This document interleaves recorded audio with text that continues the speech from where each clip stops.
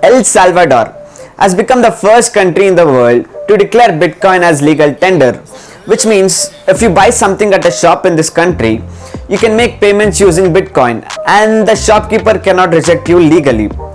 For example, if you go to McDonald's or whatever, they cannot tell we are not going to take your Bitcoin. They have to take it because it's a legal tender. The president of this country, Nayib Bukele, hailed this as a historic step towards financial inclusion and economic growth. Now, what exactly does this mean? By doing this, what will be the impact on finance and economy of this country? So what's good, people? Welcome to Smart Side. In this video, I'll be talking about El Salvador, which became the first country to adopt Bitcoin as legal tender. And I'll also be talking whether this is a wise decision or not. So let's get started.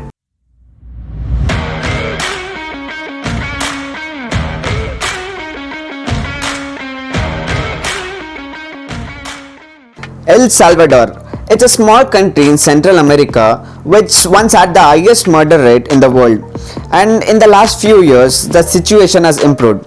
But even now, poverty, inequality and gang crimes are still seen a lot here.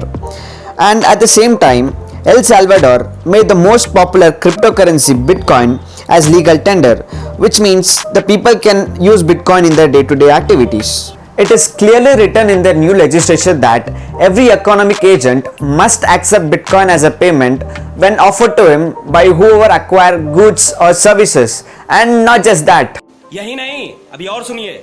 even the tax payments to the government can be made using Bitcoin. And the government has also repealed the capital gains tax on Bitcoin. Now, this doesn't mean that people must use only Bitcoin as their currency. No. There are two legal tenders in El Salvador right now, Bitcoin and the US dollar. Actually, before US dollar, they had their own currency called colon, which was stopped using in 2001. Now, how can they exchange Bitcoin? Because Bitcoin is a highly volatile currency and they can't put it on a price tag for any product and keep changing it every minute.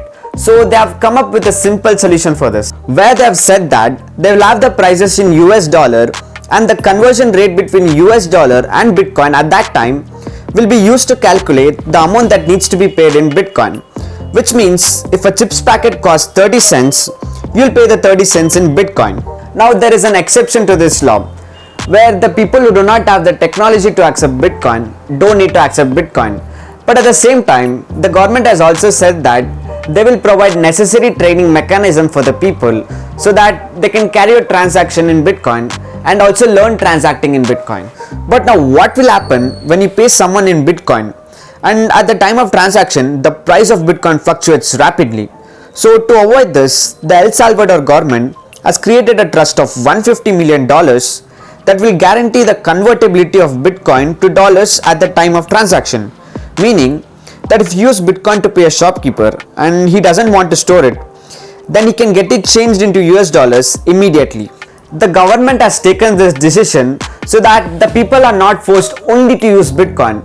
Now, if we talk whether accepting Bitcoin as legal tender is a wise decision, I would say it's not. Because if there is an expectation of a future increase in the price of Bitcoin and the people strongly believe in it, they wouldn't want to spend their Bitcoin itself. They would want to store all the Bitcoin they have so that they can get a higher return on it later.